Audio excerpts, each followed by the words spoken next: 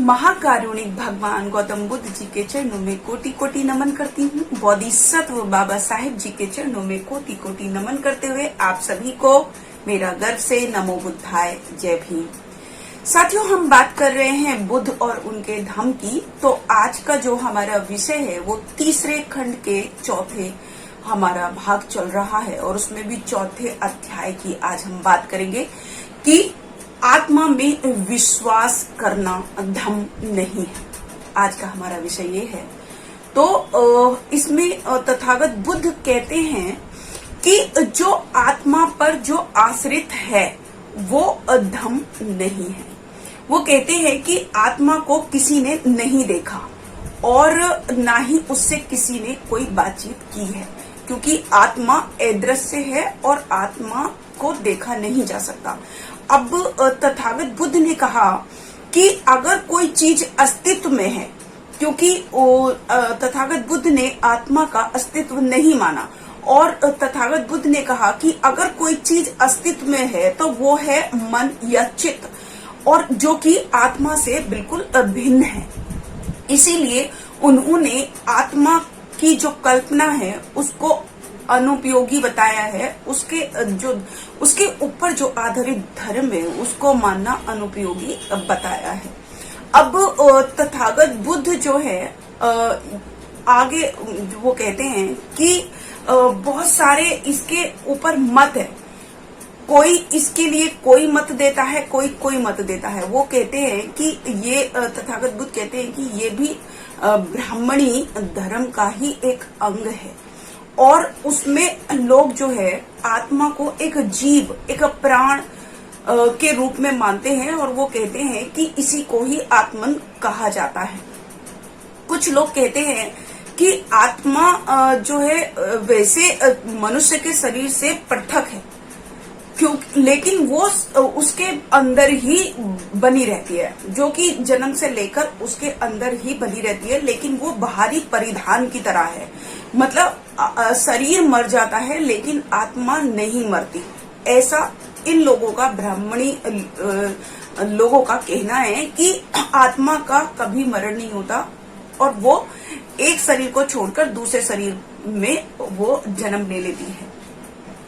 तो ऐसा ये लोग कहते हैं कि आत्मा जो है वो वैसे तो शरीर के अंदर रहती है, उसको एक प्राण उन्होंने माना है कि अगर आत्मा निकल जाए, अगर आत्मा चली जाए तो इंसान मर जाता है, लेकिन आत्मा नहीं मरती। ऐसा इन लोगों का कहना था। अब तथागत बुद्ध से पूछा कि क्या ऐसा, मतलब तथागत बुद्ध ने क्या आत्मा के अस्तित्व को माना? तो तथागत बुद्ध ने कभी भी आत्मा के अस्तित्व को नहीं माना। उन्होंने यही तर्क किए, जो लोग ये कहते थे कि आत्मा अस्तित्व में है और आत्मा मरती नहीं है, तो तथागत बुद्ध का उनके सामने यही प्रश्न था, यही उनका वाद विवाद था कि अगर आत्मा है तो क्या आपने आत्मा को देखा है? उसकी शक्ल कैसी होती है, उसकी उत्पत्ति कैसी होती है, वो कहाँ से उत्पन्न हुआ? ये सारी चीजें तथागत बुद्ध जब उनसे क्वेश्चन करते हैं तो उसका आंसर उनको नहीं होता। बहुत सारे जो लोग हैं उसके लिए अपने अपने मत देते हैं, अनगिनत मत इसके लिए कोई अपनी तरफ से कुछ भी बोलता है। तो कोई कहता है कि आत्मा जो है सचेतन है, कोई कहता है कि आत्मा सचेतन नहीं है, कोई कहता है कि ये क्रिया और क्रिया की सुख दुख की अनुभूति करता है, कोई कहता है कि ये अनुभूति नहीं करता। तो कोई कहता है कि ये सर्वशक्तिमान है, ये आत्मा जो है निराकार है, आत्मा अनंत है। इस तरीके की बहुत सारी अनगिनत अवधारणाएं जो है इन लोगों ने बनाकर रखी थी। तो तथागत बुद्ध जब उनसे ये कहते हैं, जब उनसे ये तर्क करते हैं कि क्या आत्मा को आपने कभी देखा है, ये जो कल्पना है ये बिल्कुल वैसी ही है जैसे कि परमात्मा की एक कल्पना थी। वो भी निराधार थी, वो भी उसका भी कोई अस्तित्व नहीं था, न ब्रह्मा का कोई अस्तित्व था, न ईश्वर का कोई अस्तित्व था। इसी तरीके से ये आत्मा का भी कोई अस्तित्व नहीं है।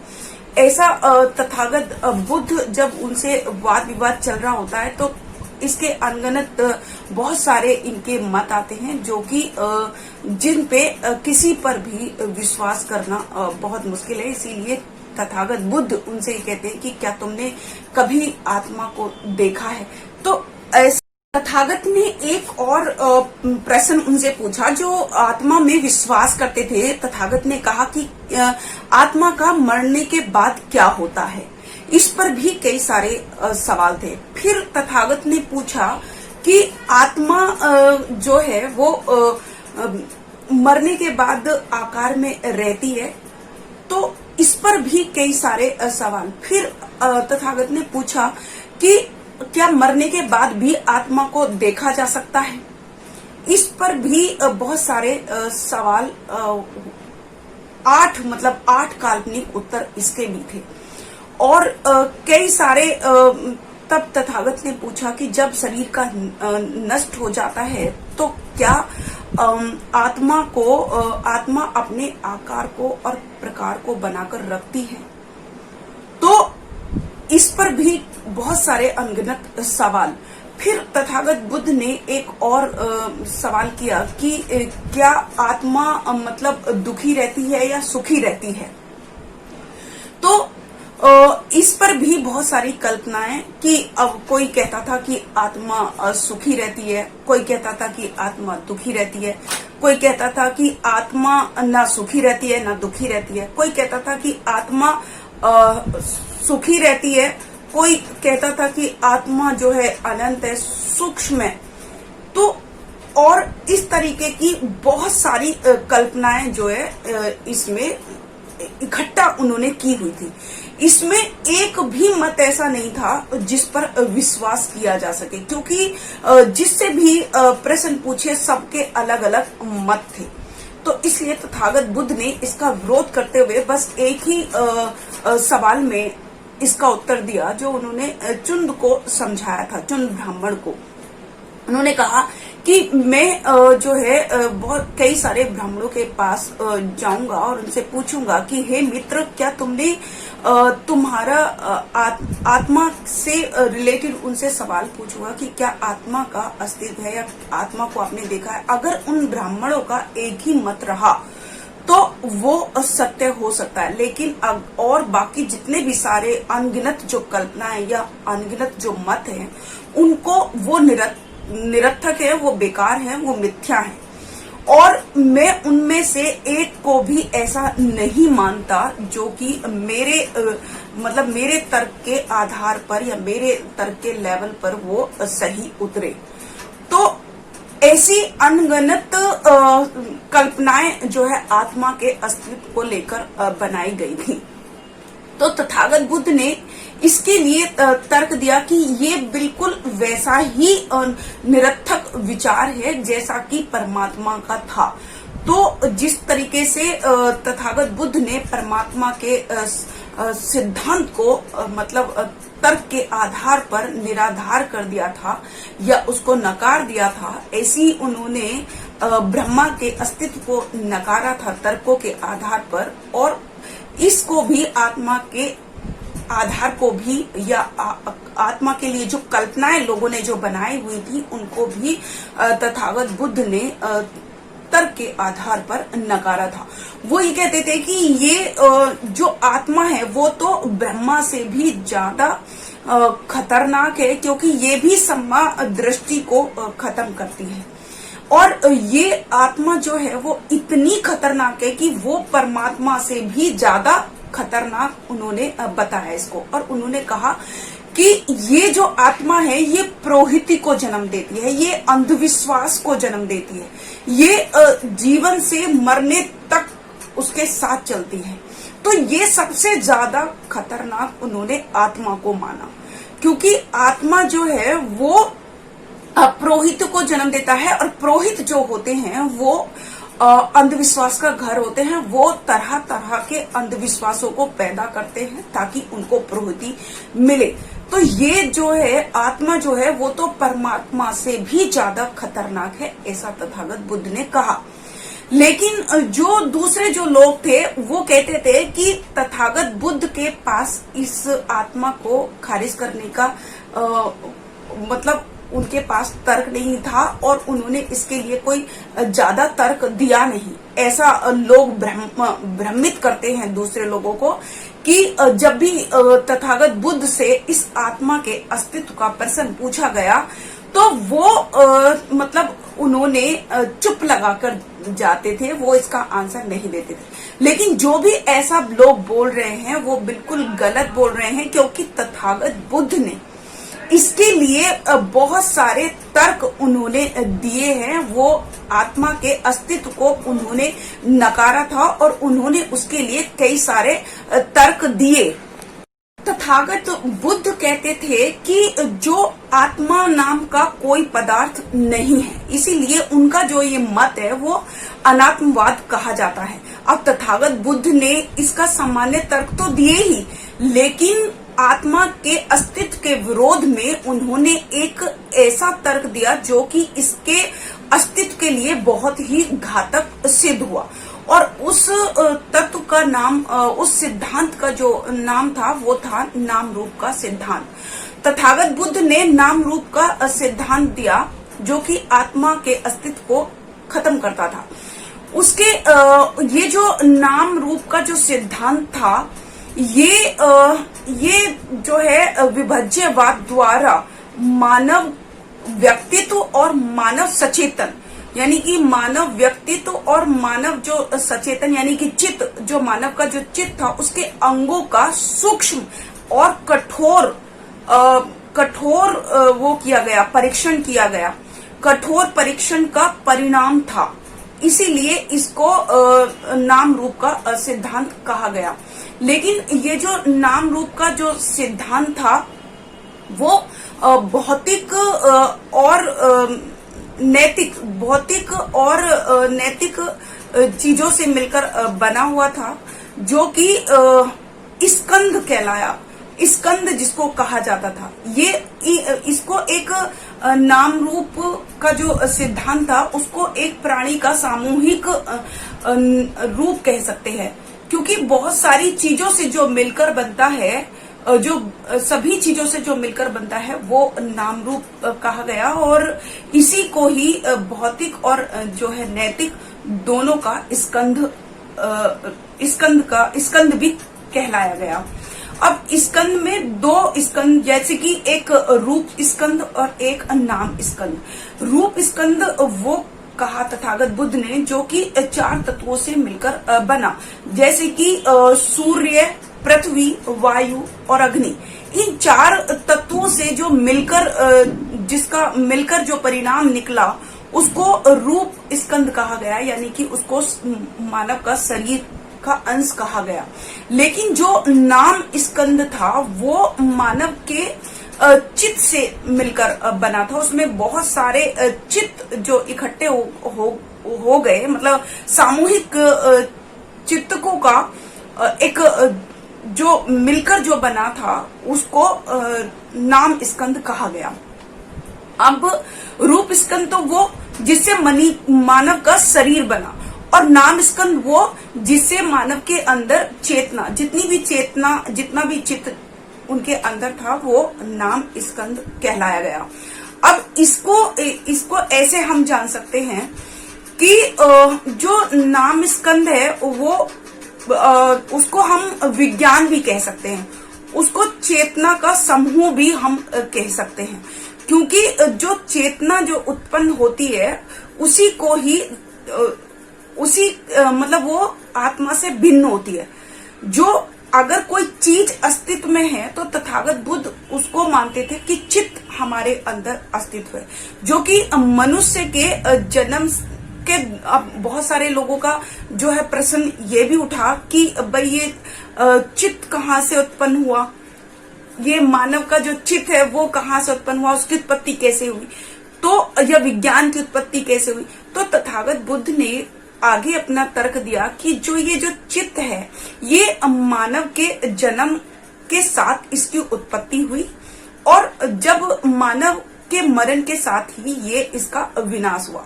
ये जो मानव के जो जीवन है, जो मतलब जो दोनों चीज है, चाहे वो रूप स्कंद हो चाहे वो नाम स्कंद हो, तो ये दोनों चीजें मतलब तभी मानव के शरीर के साथ ही उत्पन्न होती हैं, और मानव के शरीर जब मर जाता है, जब नष्ट हो जाता है, तो ये सारी चीजें भी यानी कि विज्ञान भी या चित्त भी नष्ट हो जाता है। इसमें आत्मा का कोई रोल नहीं। तथागत से एक और प्रश्न किया गया कि क्या हम विज्ञान को भी 4 तत्वों का सम्मिश्रण का परिणाम समझें? तो तथागत बुद्ध ने इस पर कहा कि नहीं, कि हम ऐसा नहीं समझ सकते। लेकिन उनका एक और उनका जवाब था इसका, कि उन्होंने कहा कि जहां शरीर या रूप काय रहता है वहां नाम काय अवश्य ही रहता है। उन्होंने इसको एक उदाहरण के तौर पर समझाया। उन्होंने कहा कि हम इसको एक विद्युत के ऊपर सोच सकते हैं कि जहां पर विद्युत क्षेत्र यानी कि इलेक्ट्रिक फील्ड जहां पर होता है वहां पर मैग्नेटिक फील्ड भी अवश्य ही होता है, यानी कि आकर्षक क्षेत्र भी उसका होता है। तो अब ये नहीं कह सकते कि आकर्षक क्षेत्र कहाँ से उत्पन्न हुआ, लेकिन वो जहां पर जहां जहां मतलब इलेक्ट्रिक फील्ड रहता है वहां वहां मैग्नेटिक फील्ड अवश्य ही आवश्यक रूप में ही वहां वहां रहता है। इसीलिए हम शरीर को और मतलब नाम काय को और रूप काय को यानी कि शरीर को और चित्त को हम इन्हीं के अकॉर्डिंग इन्हीं का संबंध भी ऐसा क्यों नहीं मान लेते? क्योंकि जहां पर नाम काय होगा, जहां पर शरीर होगा, वहां पर चेतना होगी। तो और तथागत बुद्ध आत्मा के विरोध में जो तर्क दे रहे थे, उनके तर्क यही समाप्त नहीं हो जाते। उन्होंने एक और महत्वपूर्ण तर्क दिया। उन्होंने कहा कि जब भी मतलब उन्होंने कहा कि चित्त को उन्होंने विज्ञान कहा है, चित्त को उन्होंने विज्ञान माना है। उन्होंने कहा कि जब चित्त का उदय होता है तभी प्राणी जीवित होता है, और ये मनुष्य के जीवन का महत्वपूर्ण वस्तु है। मतलब विज्ञान या चित्त मनुष्य के जीवन का महत्वपूर्ण वस्तु है। उन्होंने आगे कहा कि जो विज्ञान है या चित्त है वो उसकी प्रकृति जो है 3 तरह की है, जैसे ज्ञानात्मक, भावात्मक और संकल्प शक्ति। ये मूलक है। मतलब इसकी 3 ऐसी मतलब 3 इसमें ऐसी चीजें हैं जो कि जब इंसान को जब इसकी प्रकृति ज्ञानात्मक होती है, जब ये इसका रूप जो है इसका ज्ञानात्मक होता है, तो उस वक्त हमको ज्ञान प्राप्त होता है। जब चेतना मतलब ज्ञानात्मक होती है तो उस वक्त हमको ज्ञान प्राप्त होता है, हमको जानकारी प्राप्त होती है। हमको जो है बाहर की घटनाओं की तो जानकारी होती ही है, और जो अंदर हमारे अंदर जो घटना है उसका भी ज्ञान हमको प्राप्त होता है, उसकी भी जानकारी हमको मिलती है। लेकिन जब इसका रूप जो है भावात्मक मूलक की ये होती है, जब इसकी प्रकृति जब विज्ञान की या चेतना की प्रवृत्ति या प्रकृति भावात्मक होती है, उस वक्त ये जो है प्रतिकूल अनुभूति की मतलब ज्ञान हमको होता है, और प्रतिकूल तो होता ही है और अनुकूल भी अनुकूल अनुभूति का भी हमको ज्ञान प्राप्त होता है, हमको उसकी जानकारी मिलती है। जब वो भावात्मक होती है तब हमको हर तरह की चाहे प्रतिकूल हो चाहे अनुकूल हो, उन्हीं सभी अनुभूतियों का हम एहसास कर सकते हैं, हम उसका ज्ञान प्राप्त कर सकते हैं। लेकिन जब इस चेतना की या विज्ञान की प्रकृति जब संकल्प शक्ति होती है, उस वक्त ये हमको हमारे संकल्प की प्राप्ति के लिए सक्रिय बनाती है। यानी कि उस वक्त हमको काम करने की जो प्रेरणा आती है वो इसी संकल्प शक्ति के द्वारा आती है। तो ये चेतना के अनुसार ही होता है, ये विज्ञान के अनुसार ही होता है, जो 3 तरह की प्रकृति होती है। जब ज्ञानात्मक होती है तो हमको हर तरीके का ज्ञान प्राप्त होता है, चाहे वो बाहरी घटना हो चाहे वो अंदरूनी घटना हो।